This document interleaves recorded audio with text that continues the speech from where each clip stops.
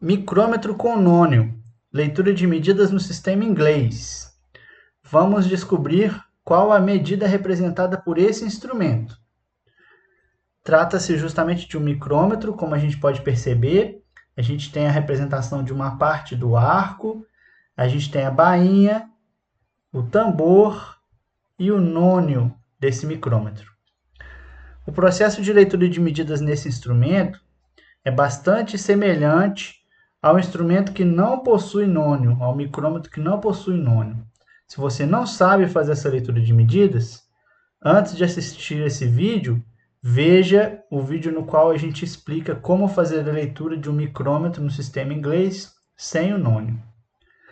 Bom, os passos para conseguir realizar essa medição são bem definidos. O primeiro passo, quando a gente vai fazer a leitura de qualquer instrumento, é descobrir qual a sua resolução. A resolução do instrumento é a menor medida que ele consegue enxergar.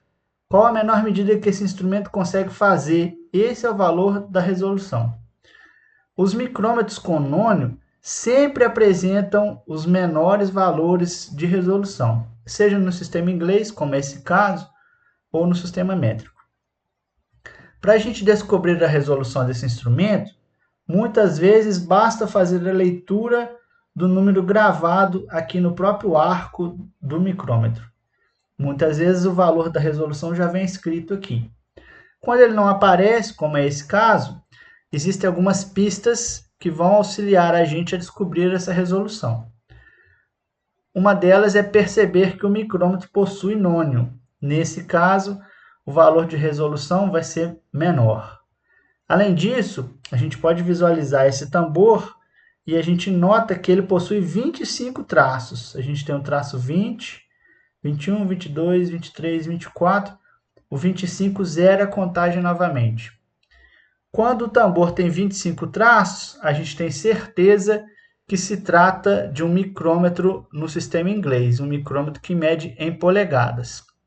Então, se o micrômetro mede em polegadas e tem nônio, o valor da sua resolução é 1/10 de milésimo de polegada, como a gente consegue ver aqui. A gente poderia também fazer o cálculo da resolução, no qual a gente pega o menor valor do tambor, que vai ser 1/1000 de polegada, e esse menor valor do tambor a gente divide pelo número de traços do nônio, que é 10. Quando a gente faz essa divisão, a gente encontra o mesmo 1/10 de milésimo de polegada. Agora que a gente sabe quanto é a resolução do instrumento, ou seja, quanto vai cada tracinho aqui do nônio, a gente pode prosseguir com a leitura. O segundo passo é fazer a leitura da bainha do instrumento. Qual a dimensão está representada aqui nessa bainha? Bom, é necessário lembrar que os micrômetros no sistema inglês têm uma capacidade de medição limitada em 1 polegada. Ou seja, os instrumentos eles medem de 0 a 1 polegada, de 1 a 2, de 2 a 3 e assim por diante, sempre em intervalos de 1 polegada inteira. Por que eu estou dizendo isso? Porque como o nosso instrumento tem capacidade de medição de 0 a 1 polegadas, todas as dimensões que a gente vai encontrar nele vão ser 0 polegadas mais alguma coisa. Porque o intervalo que ele mede é de 0 até 1 polegada. Então, só vai haver um momento em que essas medidas que a gente vai encontrar não vai ser 0, alguma coisa. Vai ser só quando a gente tiver uma peça de exatamente 1 polegada. Bom, a medida representada pela bainha é 0, né? Porque a capacidade do tambor é de 0 até 1 polegada, então a gente já começa a dimensão com 0. 0,3, esse primeiro número depois da vírgula é justamente um desses traços grandes que estão aparecendo aqui, né? Que é a borda do tambor não tampou. Além disso, a gente consegue perceber que a borda do tambor ultrapassou 2 tracinhos pequenos.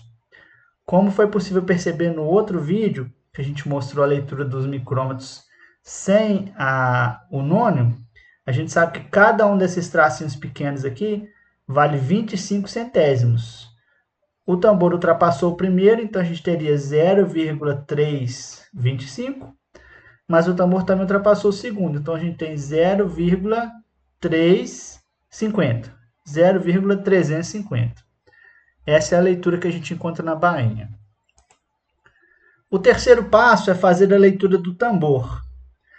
Essa primeira linha horizontal é justamente a linha de referência. Então a gente vai sempre, quando for fazer a leitura do tambor, localizar essa linha de referência e visualizar qual traço do tambor está abaixo dessa linha. A gente pode perceber que o traço do tambor que está abaixo dessa linha é o 12º traço. Bom, cada traço aqui vale 1 milésimo de polegada. Se a gente tem 12 traços, a gente vai ter 12 vezes 1 milésimo, obviamente 12 milésimos de polegada. Essa é a leitura que a gente tem representada aqui no tambor do instrumento. O próximo passo é descobrir qual a leitura do nônio. Para isso, basta observar que dos 10 tracinhos do nônio, apenas um tracinho coincide com algum traço da escala principal. E o tracinho que está coincidindo, ele está, nesse caso aqui, na representação, grifado de vermelho, é justamente o 6º traço. Como cada tracinho aqui vale 1/10 de milésimo da polegada, que é o valor da resolução, 6 vezes 1/10 de milésimo, a gente tem uma dimensão no nônio representada em 6/10 de milésimos de polegada.